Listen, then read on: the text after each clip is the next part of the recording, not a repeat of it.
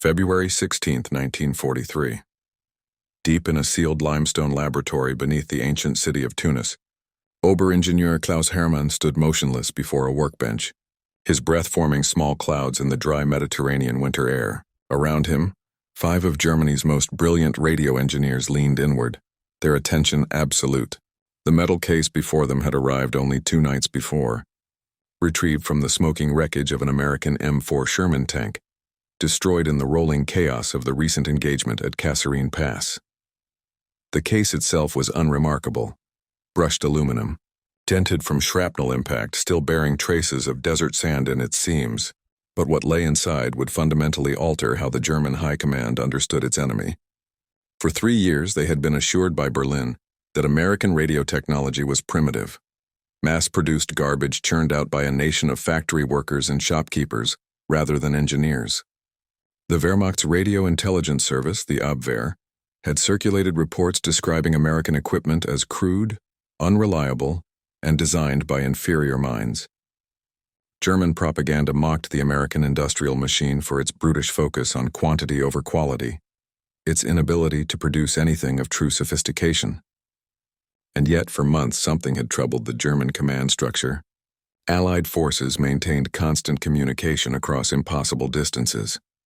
Their fleets never lost contact. Their ground units coordinated attacks with uncanny precision.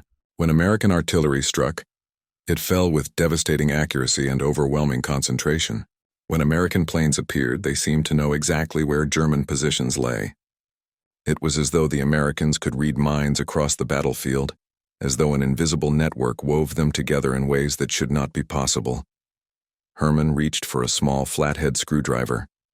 His hand trembled slightly as the first screw turned, not from fear, from anticipation. The final screw released and the lid lifted with a metallic breath. Before them lay the SCR-508, one of the first truly portable frequency-modulated radio sets ever designed for combat use. Hermann's hands moved with precision as he began the systematic examination. The first thing he noticed, the immediate shocking thing, was the construction philosophy. Every component was designed from the ground up for mass production.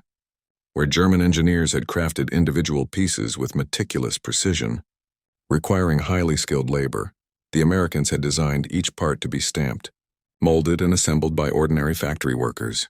The crystal control unit caught his attention. These were precision quartz crystals ground to exacting tolerances, and the Americans possessed hundreds of them. Each crystal locked the radio to a specific frequency with absolute reliability. This was not ingenious design. This was industrial abundance made manifest in silicon and metal.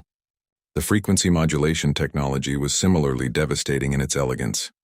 FM transmission carried voice signals with dramatic clarity, resisting electrical interference and atmospheric noise. German radios relied on amplitude modulation, AM technology that was decades old, technology that filled the battlefield with static and howl. The Germans had developed FM equipment late in the war, but only in tiny quantities with enormous difficulty, and never achieving the reliability, miniaturization, or sophistication Hermann now held in his hands. As he disassembled the set layer by layer, the scope of the American achievement became unmistakable. Automatic frequency circuits, modular construction that allowed damaged components to be replaced rather than requiring complete rebuilds, precision tolerances maintained through standardized manufacturing. This was not simply a radio. This was evidence of an entire industrial civilization operating under principles the German Reich could not match. Hermann's team worked through the night of February 16th and into February 17th, documenting every detail, photographing each component, measuring every circuit. By dawn, they had reached an inescapable conclusion. American radio equipment was not primitive. It was not mass-produced junk. It represented a fundamentally different philosophy of warfare, one rooted not in individual genius, but in systematic industrial capacity. One based on the assumption that every soldier deserved access to reliable, sophisticated communication technology. One that treated war as an engineering problem to be solved by factories rather than as a mystical art requiring exceptional individuals. Hermann's report reached Berlin on Monday, February 25, 1943. It was classified most secret and distributed to only a handful of senior officers in Wehrmacht High Command and the Reich Ministry of Armaments. The report contained a devastating projection. To match American radio production capability, Germany would need to construct 30 entirely new specialized factories. It would require training 50,000 additional workers in precision manufacturing techniques. The financial investment would equal the entire annual budget of the Luftwaffe. The raw materials alone, particularly high-quality quartz crystals and certain rare elements essential for precision components, simply did not exist in adequate quantities. Even with unlimited resources and unlimited time, German industrial infrastructure could not achieve what American factories were already accomplishing in routine production runs. The response from Berlin was silence. No new factories were authorized. No crash programs were initiated. No strategic reorientation occurred. The implications were too devastating to acknowledge. What Hermann had uncovered was not a technical gap that could be closed with greater ingenuity or determination. It was a fundamental chasm separating two competing visions of industrial civilization. Germany possessed superior tactical units, more experienced officers, and technical innovations in armor and weapons design. But America possessed something far more consequential: the capacity to equip every soldier with technology that transformed the nature of warfare itself. The captured radios kept arriving through the spring of 1943. Each one told the same story. An SCR-300 backpack walkie-talkie, the famous portable FM transceiver, revealed the same design philosophy scaled down for foot soldiers. Weighing only 32 pounds fully loaded with batteries, it operated across 40 frequencies between 40 and 48 megahertz. Its effective range was 3 miles across rough terrain, 5 miles in open country, and up to 10 miles under ideal conditions. Most devastatingly, a single American soldier could carry it, operate it while moving, and maintain clear communication with his unit without requiring any external power source or antenna installation. No equivalent existed in the German arsenal. The Wehrmacht's portable radios were heavier, more fragile, required more maintenance, and were never produced in significant quantities. The Feldfubie, Germany's attempt to match the walkie-talkie, proved to be a near disaster in field conditions. Difficult to maintain, prone to failure, and never reaching anywhere near the production levels needed. The secret report that Technical Testing Station 12 prepared during the summer of 1943 became a prophetic window into the future. It documented with crushing certainty that American forces maintained perfect connectivity across the battlefield. Each man was a node. Each unit was a transmitter of command. The Americans fought as a network. The Germans fought as scattered fragments. When interference struck German communications, silence followed. For the Americans, signals flowed clean and constant and unstoppable. The tactical implications were staggering. A German platoon leader needed to send a messenger, an actual human being running across exposed ground through enemy fire, to relay orders to the next unit. An American platoon leader pressed a button on his walkie-talkie and delivered orders instantly to multiple units simultaneously. When American artillery received a fire mission from a forward observer, the process took minutes: grid coordinates, target description, urgency classification, and the shells began landing within 2 minutes and 20 seconds. German artillery, dependent on wire communications or runners, responded with measured slowness measured in hours. This was not a combat advantage measured in percentages. This was a revolutionary alteration in the speed of warfare itself. The engineers at Technical Testing Station 12 understood what this meant. They recognized that the Americans were not simply equipping their soldiers with better technology. They were fundamentally reorganizing warfare around information speed. In the Italian campaign, which began in 1943, the advantage became concrete and deadly. Forward observers equipped with SCR-300 radios could call down artillery strikes with stunning accuracy and speed. Infantry officers could coordinate from division level down to platoon level, with just a few radio calls across reliable networks. Tank commanders who had previously relied on hand signals, since engine noise rendered their AM radios nearly useless, suddenly could coordinate across entire spearheads without needing to leave their hatches. Messengers no longer had to break cover, sprint hundreds of meters across bullet-swept ground, and risk life and limb to shift a single platoon's position. The transformation in Mediterranean warfare was not subtle. American units exhibited a responsiveness to changing battlefield conditions that seemed uncanny to German observers. Where the Wehrmacht had to conduct reconnaissance, report back, await orders, and execute counterattacks in rigid sequences, American commanders reacted to situation changes in real time.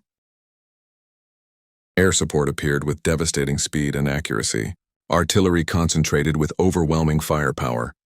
Reserves moved to critical points before German attacks had fully developed. By the time the invasion of Normandy arrived on June 6, 1944, the SCR-300 Walkie-Talkie had become the most valuable piece of battlefield equipment in the American arsenal.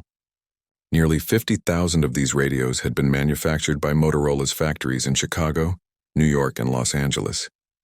They operated around the clock in rain and mud and bitter cold, with reliability that German engineers could scarcely believe.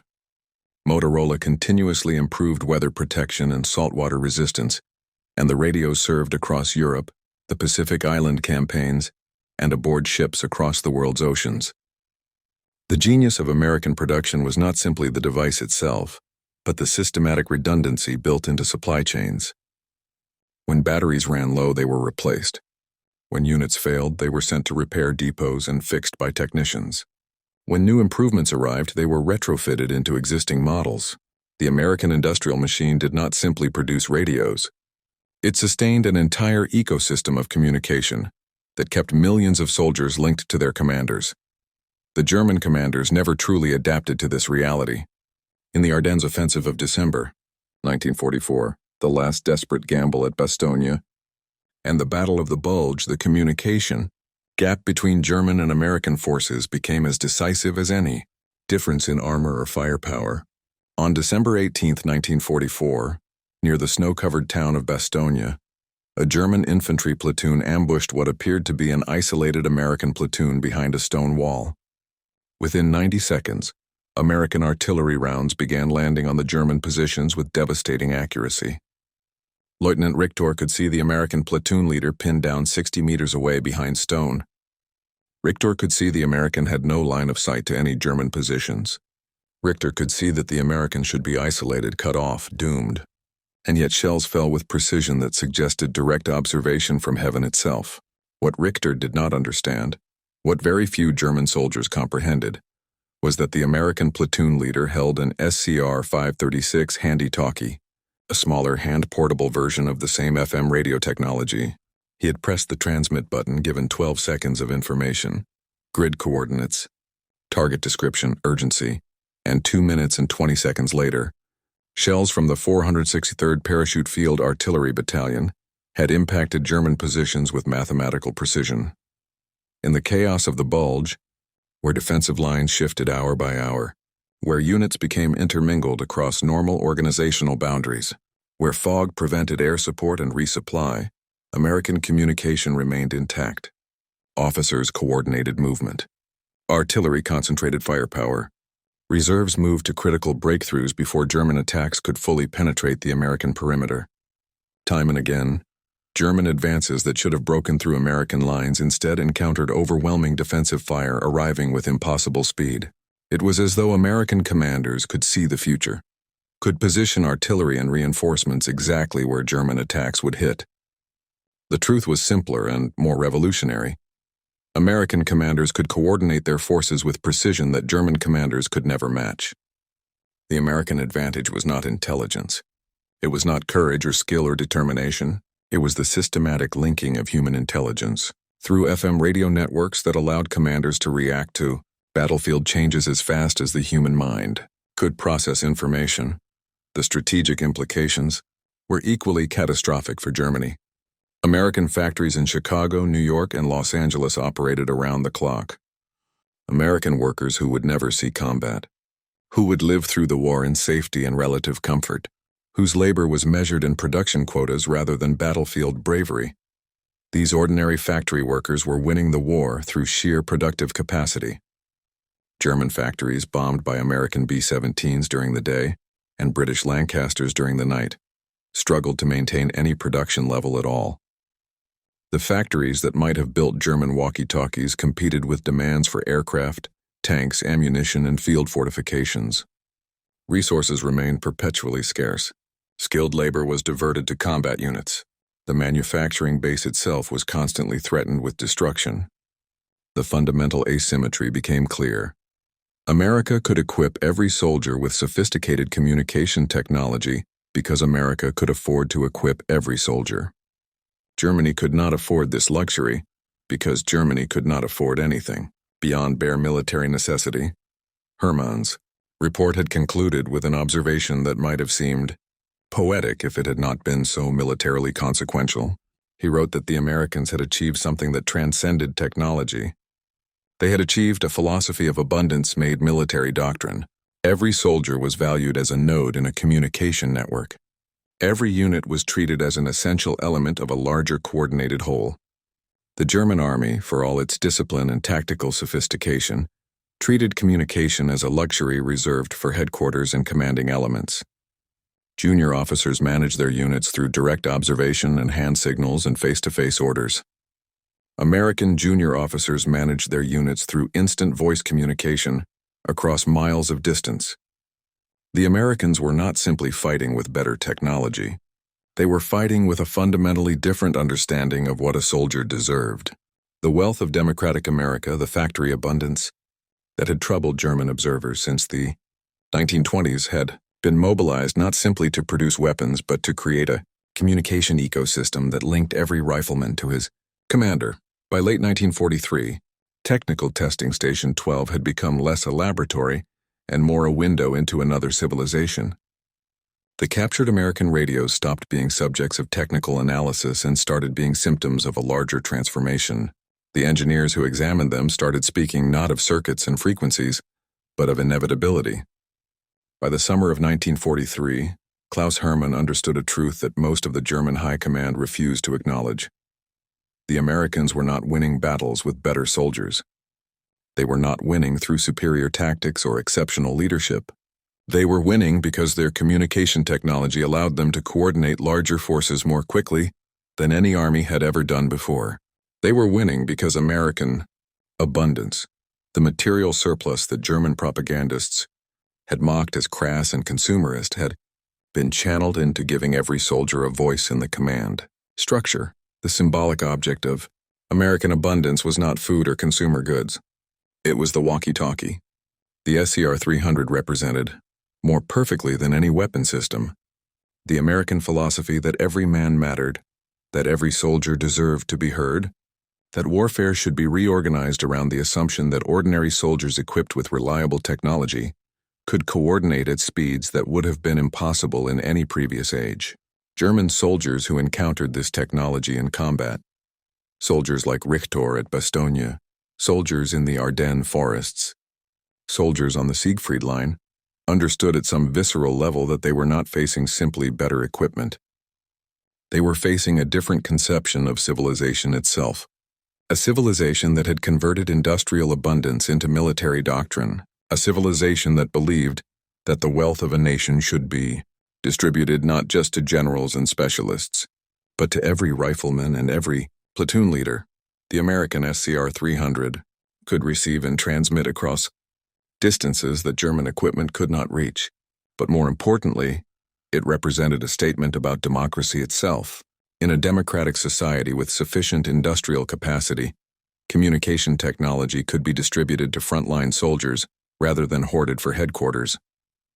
In a democratic society committed to the value of individual human beings, resources could be invested in allowing every soldier to participate in command decisions, rather than simply following orders in silence. German soldiers who realized the scope of American communication advantage understood something that extended far beyond military technology. They understood that they were fighting not simply against a better army but against the productive capacity of an entire civilization organized around principles fundamentally different from their own. The Allies crossed the Rhine in March 1945, with American communication networks fully integrated into every phase of the assault. Amphibious crossing operations coordinated through radio networks.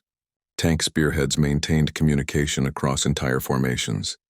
Infantry companies coordinated movements through platoon-level radios. Air support called down through forward air controllers equipped with SCR-300s. The Wehrmacht could not match this coordination. German units fought isolated from each other. Divisional commanders lost contact with regimental leaders.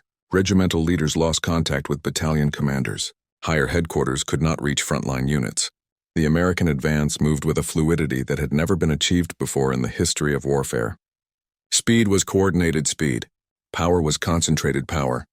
American casualties were minimized through superior coordination, while German casualties mounted through isolation. By April 1945, the encirclement of German forces in the Ruhr pocket demonstrated the complete vindication of Technical Testing Station 12's 1943 prophecies. American armored columns from the 1st and 9th Armies coordinated a complex double envelopment entirely through radio communications. 325,000 German troops found themselves surrounded, partly because their communication had collapsed. American fighter bombers guided by radio-equipped forward air controllers systematically destroyed German communication nodes. Wehrmacht units lost contact with higher headquarters and each other. Field Marshal Walter Model's final messages before communication failure revealed the complete plight of the German command structure. No contact with adjacent units. No communication with higher headquarters. Fighting continues, but coordination impossible. An entire army group, one of the most professional military organizations ever created, had been rendered largely ineffective, not by superior firepower but by superior communication, technology that allowed American commanders to move and concentrate forces with precision that German commanders could not imagine. Klaus Hermann survived the war, as did some of the other engineers at Technical Testing Station 12. In post-war interviews, they reflected on what they had discovered in February 1943. They understood that they had stumbled upon something more significant than a technological advantage. They had glimpsed the future of warfare, a future in which armies would be linked by invisible threads of electromagnetic communication, a future in which the speed of information transfer would become as decisive as the speed of troop movement. The walkie-talkie did not win the Second World War, but it transformed the nature of combat in ways that foreshadowed how modern warfare would be conducted. American soldiers equipped with SCR-300s demonstrated a principle that would reshape military doctrine for generations. That communication technology distributed throughout an organization allows for faster, more flexible, more adaptive responses to changing circumstances than systems based on centralized command. This was what the Americans had understood, and what the Germans had refused to accept until it was too late. Democracy did not simply believe in the value of individual human beings in the abstract philosophical sense. Democracy invested resources in technology that allowed individual human beings, ordinary soldiers far from headquarters, to participate in decisions that affected their survival and effectiveness. American abundance flowed not as consumer goods for civilians, but as communication capability for fighting men. The SCR-300 walkie-talkie was not merely equipment. It was evidence that in a democratic society, with sufficient industrial capacity, warfare could be reorganized around principles that no previous civilization had attempted. Principles that suggested that every soldier deserved to be heard. That command decisions could be made collectively through communication networks rather than imposed hierarchically from distant headquarters. That information flowed not downward through a chain of command, but radially through networks that linked commanders and subordinates in real-time conversation. The German soldiers who encountered this communication, advantage in Normandy, in the Ardennes, on the Siegfried Line, and during the final encirclements understood something that statistics could never capture. They understood that they were not simply outgunned or outnumbered. They were fighting against an enemy that could think as a unified organism across dozens of miles, that could concentrate overwhelming force at the point of decision with devastating speed, that could adapt to changing circumstances faster than any army had ever adapted before.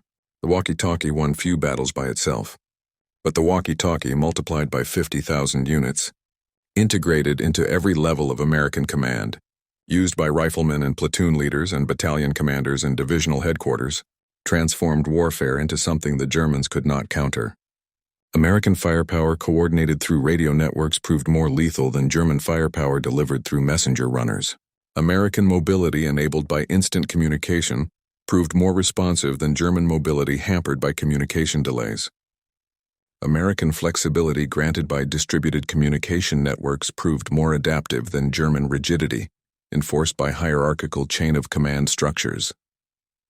When the war ended in Europe in May 1945, the most consequential technology advantage had not been the atomic bomb or jet aircraft or guided missiles. The most consequential advantage had been a small FM radio that could be carried in a backpack by a single infantryman. This radio had allowed democratic America to organize warfare around principles that fundamentally challenged how militaries had conducted operations since the rise of nation-states. The Wehrmacht understood too late that it was not simply fighting against a better army. It was fighting against the productive capacity and philosophical commitments of an entire civilization. A civilization that had converted its abundance into communication capability. A civilization that believed that individual human beings deserved to be linked to their commanders through reliable technology. A civilization that had organized warfare itself around the principle that every soldier mattered, that every soldier deserved to be heard, that information should flow through networks rather than down chains. The SCR-300 stood as proof that freedom and abundance, when combined with industrial capacity and democratic values, could be converted into military power more decisive than anything achieved through authoritarian efficiency or hierarchical control. The small FM radio was not simply a technological achievement.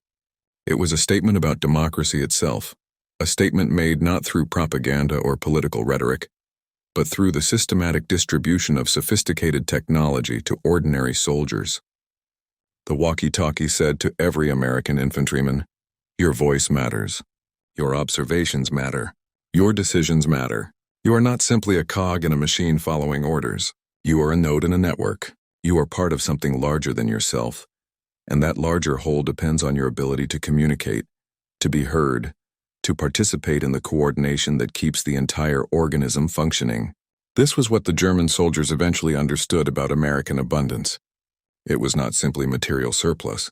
It was democratic values converted into technology, then distributed throughout an entire civilization in the form of communication capability, and distributed communication capability, multiplied across an entire army, multiplied through years of warfare, proved more decisive than any single weapon system or tactical innovation that the German military machine could produce.